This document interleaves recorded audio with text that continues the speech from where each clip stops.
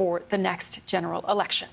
We can speak now to Kristine Berzina, who's the managing director of the German Marshall Fund North. Kristine, very good to see you. After listening to this talk between Alice Weidel and Elon Musk, did this achieve what perhaps the AFD in Germany had hoped, to gain that wider platform, as our correspondent said? This was an incredibly interesting conversation between Elon Musk and Alice Weidel because of the legitimizing effect that it has for the AfD 6 weeks before the German election. The AfD has been fairly marginalized in Germany, even though it has significant support, polling over 21% right now, looking towards this election. But it isn't considered a mainstream actor by any means. And to have Elon Musk use the X platform to have a conversation one-on-one with a co-leader of the party absolutely presents the party not only in a mainstream manner, but also portrays it as more cool. It is specifically about a process of normalizing the party and these views.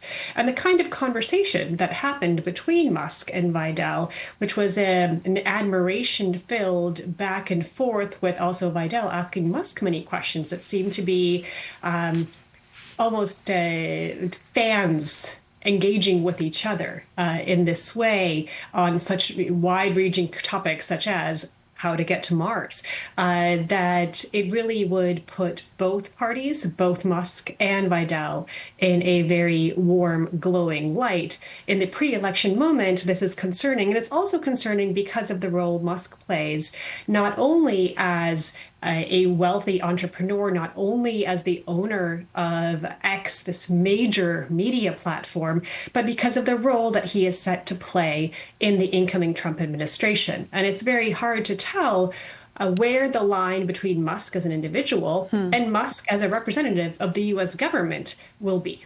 We mentioned, or our correspondent mentioned, that you had European authorities watching this very closely to see if there had been any breach of some of the rules that are in place, particularly ahead of an election.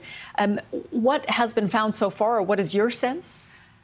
There's a lot of attention and care, but again, this question of the freedom of speech and where the limits lies are very active right now. So currently we have vigilance and care, but no immediate red flags or halting. And of course, Musk has also been very careful to make sure that he is not interrupted by the European authorities.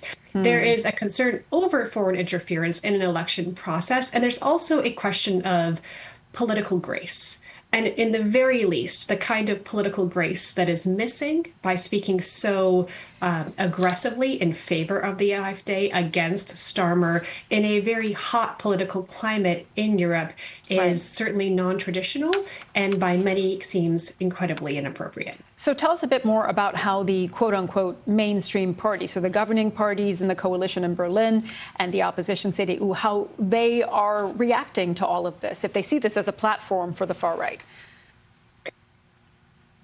I think that the mainstream parties, of course, have to be very careful in the way that responses happen. It is, of course, legitimate in a pre-election period to be able for parties to be able to espouse their views. But what is undue influence from international media or an international government actor to provide such support?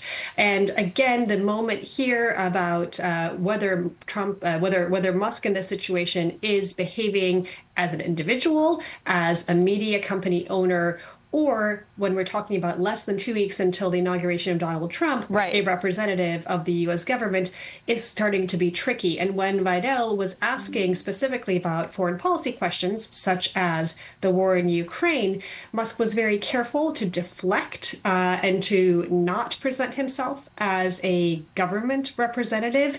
But the more time goes on, and again, the closer we get to the German election or other elections across Europe, the harder it's going to be to disentangle the question of who Musk is, what is appropriate, what is not appropriate, and how that falls into European election law, and also how does it fall into some of these social media regulations that the EU has. All right, Kristine, very interesting to get your perspective. Thank you so much for joining us on BBC News.